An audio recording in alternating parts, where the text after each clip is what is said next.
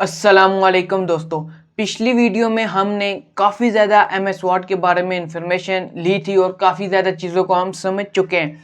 अब जी मैं आपको एमएस वर्ड के बारे में थोड़ी सी और डिटेल बताना चाहूँगा। डिटेल से मुराद ये है कि मैं अब आपको बताऊँगा कि एमएस वर्ड का जितना भी सारा लेआउट है ये क्या चीज़ें हैं, ठीक है। जितना भी एमएस वर्ड को हम जैसे ही ओपन करते हैं सामने जो डिस्प्ले आ रहा है वो क्या है, उसको हम पूरे के पूरे को अंडरस्टैंड करते हैं। तो इसके लिए चलते हैं कंप्यूटर की स्क्रीन पर और स्टार्ट करते हैं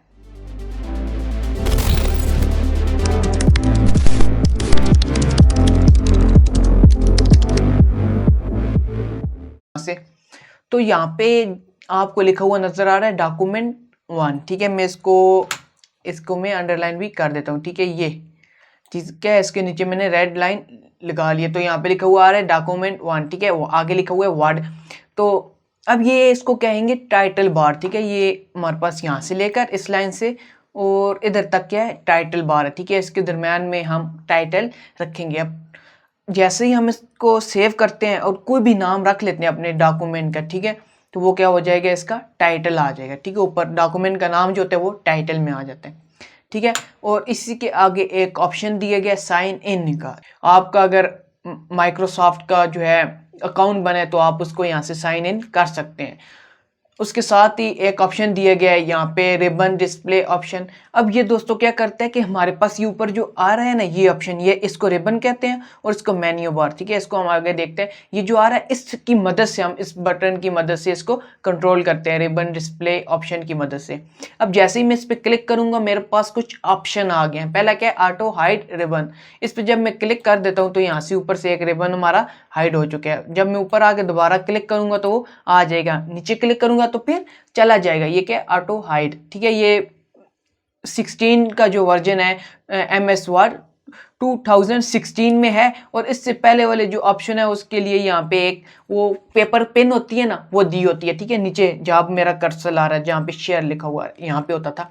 अब 2016 में यहाँ पर ये रिबन डिस्प्ले ऑप्शन दिया गया है, ठीक है। अब यहाँ पे मिनिमाइज, मैक्सिमाइज और क्लोज दिया गया है। इसको आप देख सकते हैं। इतनी बड़ी जो है ना ये मुश्किल बात नहीं है कि ये क्या चीज़ें हैं, बहुत इजी है।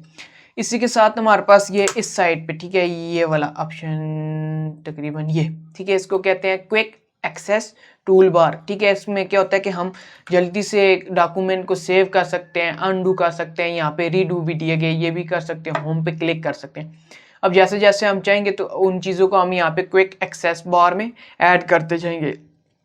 अब इसके नाम से भी आपको मालूम हो रहा होगा कि क्विक एक्सेस मतलब कि हम जल्दी से किसी चीज़ को एक्सेस कर सकते हैं। जैसे कि यहाँ पे अगर हम सेव करना चाहें फाइल पे क्लिक करेंगे और यहाँ पे आके यहाँ से सेव करेंगे। अब उसी जगह ही रहते हुए हम क्या करेंगे, क्विक एक्सेस में भी यहाँ पे दिया गया सेव, यहाँ से सेव पे क्लिक करेंगे वही ऑप्शन आ जाएगा, ठीक है।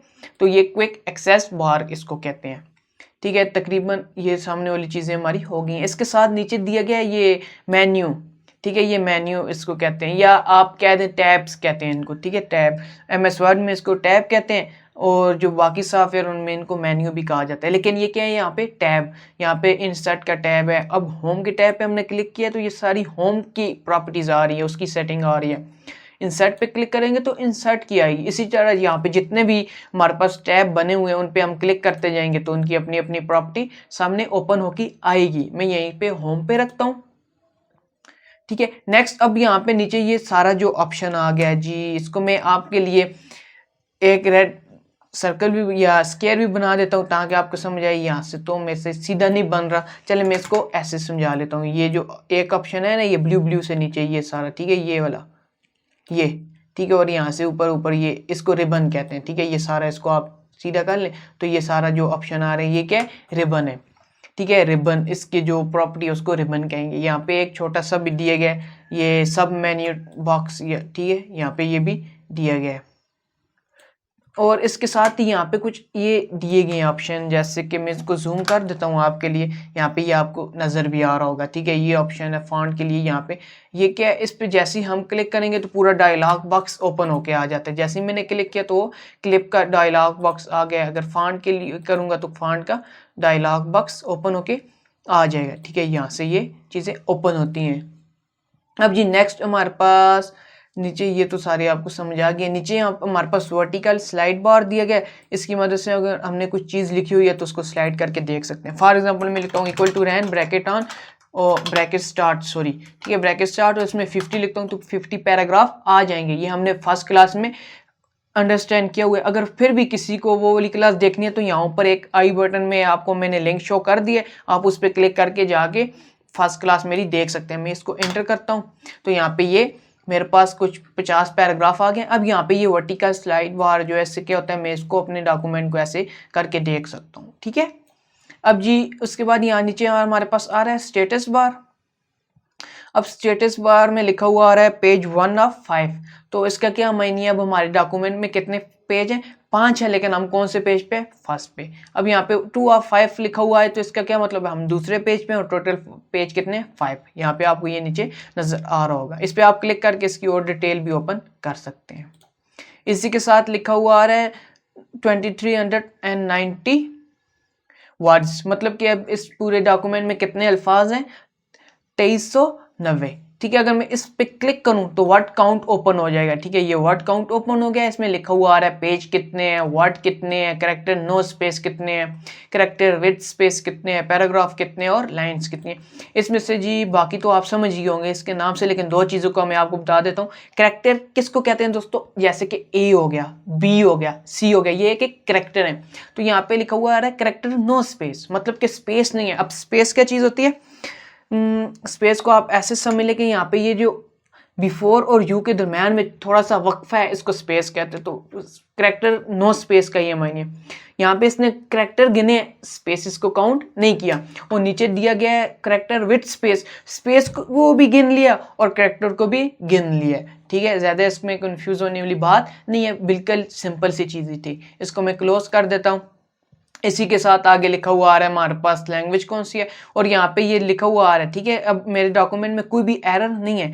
एरर क्या होता है, जैसे कि डॉक्यूमेंट को मैं DOCO लिख लेता हूँ तो यहाँ पे एक ग्रामर की मिस्टेक हो गई है ना, तो यहाँ पे एक छोटा सा क्रॉस लगा हुआ आ गया। मैं जैसे ही इस पर क्लिक करूंगा तो ये लोड होगा और यहाँ पे आ रहा है जी, बोल रहा है कि जो आपका ओरिजिनल वर्ड है वो तो ये है, डॉक्यूमेंट उसकी स्पेलिंग ये है, आपने कुछ और लिखा हुआ है। मैं इसको यहाँ से कर सकता हूँ जी चेंज करूंगा तो वो उसकी स्पेलिंग ठीक हो जाएगी। अब बोल रहा है कि आपकी ग्रामर चेक हो गई है, ग्रामर पूरी हमने देख लिया, कोई एरर नहीं है। उसके बाद यहाँ आगे लिखा हुआ आएगा आपकी लैंग्वेज वगैरह कौन सी यूज़ हो रही है, तो इंग्लिश यूज़ हो रही है यूनाइटेड स्टेट की। ठीक है, ये उसकी बात थी। अब उसी के साथ आपको यहाँ पे 3 और ऑप्शन दिए गए हैं। ठीक है, व्यू के लिए व्यू बार। ठीक है, अगर आप यूज़ कर रहे हैं MS Word 2007, 3 या 10 तो या 13, इसमें आपको यहाँ पे 5 दिए गए होंगे। यहाँ पे हम यूज़ कर रहे हैं 16 तो इसमें 3 दिए गए। एक है बुक, ठीक है, ये रीड मोड पे आप क्लिक करेंगे तो ये 2 स्लाइड में शो होने लग जाएगा। अब माउस से अगर यूज़ करना चाहें व्हील माउस का तो आप उससे भी इसको चेंज करके देख सकते हैं नेक्स्ट पेज, और अगर आप एरो की को यूज़ करना चाहें तो वो भी कर सकते हैं। ये अब आपकी अपनी मर्जी है। अब इससे वापस जाना चाह रहे हैं तो आप नीचे क्लिक कर दें या आप स्केप पे क्लिक कर दें ESC पे। जैसे ही आप क्लिक करेंगे तो ये एक ऑप्शन वापस आ जाएगा। अब उसके साथ पहले से यहाँ पे क्लिक हुआ आ रहा है, ये प्रिंट लेआउट है, यहाँ पे आप रख लें इस पे तो बताएगा प्रिंट लेआउट। तो प्रिंट लेआउट क्या है, ये जो सामने आपके सामने एक चीज़ डिस्प्ले हो रही है, ये सारा कौन सा लेआउट है, प्रिंट लेआउट। अब यहाँ पे एक वेब लेआउट भी दिया गया है। ठीक है, वेब लेआउट आप इस पे क्लिक करेंगे तो ये पूरा का पूरा टेक्स्ट हमारे डॉक्यूमेंट पे फिक्स हो जाएगा। डॉक्यूमेंट कहते हैं या पेज पे फिक्स आ जाएगा। और ऐसे समझ लें कि अगर आप इसको वेबसाइट पर लेके जा रहे हैं अपने कंटेंट को तो वहाँ पे कैसा लगेगा। ठीक है, ये होता है। अब यहाँ से वापस जाना चाह रहे हैं तो हम प्रिंट लेआउट पे रख लेंगे क्योंकि ज़्यादा यूज़ होता है।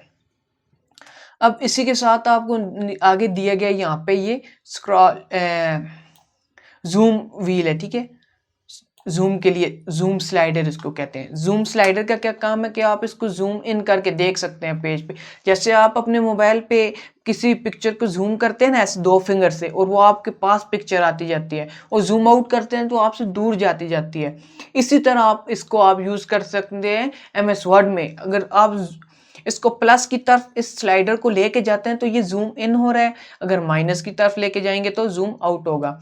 अगर यहाँ पे प्लस पे क्लिक करेंगे तो फिर भी वही काम है। या आप कंट्रोल को प्रेस करके रखें और यहाँ से एक स्क्रॉल व्हील, ठीक है, जो व्हील होता है ना माउस के ऊपर, उसको आप फॉरवर्ड लेके जाएं। जैसे ही फॉरवर्ड आप लेके जाएंगे तो ये क्या होगा, जूम इन होगा।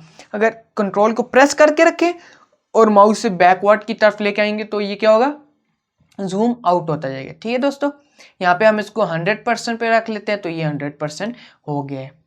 यहाँ तक आपको समझ आ गई है। अब इसके बाद एक और चीज़ देख लेते हैं हम। आप व्यू पे क्लिक कर दें और जी यहाँ से रूलर लिखा हुआ आ रहा है, इसको आप ऑन कर दें। अमूमन ये ऑन नहीं होता है। अब रूलर को भी देख लेते हैं इस वीडियो में। रूलर क्या चीज़ है दोस्तों के, जैसे कि फॉर एग्जांपल यहाँ से मैं अपनी कॉपी ले लेता हूँ, डायरी। अब जी अब मैंने एक बुक बनानी है इंग्लिश की और उसको मैंने आगे आगे पब्लिश कर देना है। तो उसके लिए हमें पहले देखें, मुझे तो पता होगा कि इतनी सी मैंने इसके ऊपर जो है अपना बाइंडिंग कर देनी है। थोड़ा सा मुझे गैप दे देना है, 1 इंच का हो या 1.5 इंच का हो, तो वो गैप मैंने इसको दे देना है। तो वो हम कैसे देंगे, MS वर्ड में उसको देखते हैं। देखिए अब इतना इतना हमें गैप देना है, तो MS वर्ड में कैसे होगा, आपके पास काफ़ी ज़्यादा तरीके हैं। अब यहाँ पे एक ये आ रहा है, आप इसी जो रूलर दिया गया इस पर डबल क्लिक कर दें सेंटर में आके, तो ये आपके पास ओपन हो जाएगा। ठीक है, डबल क्लिक करेंगे तो ओपन हो गया। अब हमें सबसे पहले देख लेना है कि इसको हम कौन सी साइड से जो है देना चाह रहे हैं अपना स्पेस। तो मैंने तो इसको लेफ्ट साइड से देना है, तो मैं यहाँ पे लेफ्ट देख लेता हूँ। लेफ्ट पे ऑलरेडी मेरे फ्रेंड्स आ रहा है 1, मैं इसको कर देता हूँ 2, ताकि हमें समझ आ जाए। 2 लिख के मैं बाकी किसी चीज़ को नहीं शेयर कर रहा पेज लेआउट में। ये जैसे कि यहाँ पे लिया हुआ आ रहा है जी ओरिएंटेशन में पोर्ट्रेट और लैंडस्केप, इन किसी को मैंने नहीं चेंज किया, सिर्फ लेफ्ट से मैंने 2 लिख लिया और ओके किया। तो यहाँ पे ये 2 इंच का हमारे पास स्पेस आ गया। यहाँ से अब मैं बेझिझक होके अपनी बाइंडिंग करूँगा, मुझे कोई भी इशू नहीं आएगा। आप ऐसे कर सकते हैं। अगर आप चाहें तो डबल क्लिक करें, यहाँ पे टॉप लेफ्ट राइट तमाम दिए गए हैं, आप इसको देख सकते हैं। इसको मैं ओके करता हूँ।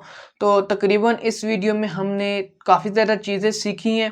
अब जिसने मेरी पिछली क्लास फर्स्ट क्लास या सेकंड क्लास नहीं देखी, अगर वो बेसिक MS वर्ड को सीखना चाह रहे हैं तो वो देख सकते हैं। बेसिक के लिए भी है, और अगर एडवांस लेवल वाले भी सीखें तो कुछ ना कुछ उनको नॉलेज मिल ही जाएगा। ठीक है, तो वो उस क्लास को भी देख लें। और इस क्लास में तकरीबन मैंने आपका सारा लेआउट कंप्लीट कर दिया। अगर फिर भी कुछ मेरे से रह गया हो तो आप मुझे कमेंट किया करें, कमेंट करके मुझे इन्फॉर्म कर दें कि सर यहाँ पे आपने ये चीज़ छोड़ दी है, तो उसको मैं नेक्स्ट वीडियो में ज़रूर आपके लिए ले आऊँगा। ठीक है, ताकि आपको उसमें सीखने में कोई भी प्रॉब्लम ना आए। तो आज की वीडियो में इतना ही, मिलते हैं नेक्स्ट वीडियो में। दुआओं में याद रखिएगा। खुदा हाफिज़।